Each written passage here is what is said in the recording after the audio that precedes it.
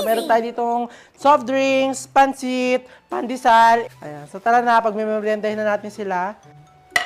Baso.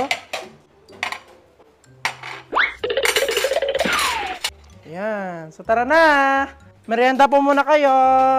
Mamaya na po yan. Merienda po muna kayo. Ayan. May pandesal po. Tapos ito po yung pansit.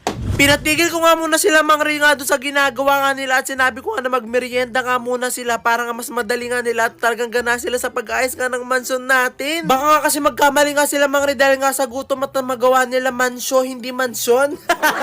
At talaga namang sarap na sarap nga sila Mang Ray nga dito sa pansit nga na pina-order ko nga doon sa aming restaurant na talaga namang sobrang sarap ng mga pagkain. At bumalik na nga tayo dito nung natapos na nga kumain sila Mang Ray, tumuloy na nga sila dito sa ginagawa nila. At ginagawa na nga nila Mang Ray yung talagang sobrang excited na nga ako na magawa itong ang hagdan dito sa mansyon nga ng mga sisiw ko. Hindi nga kasi makakapunta nga sa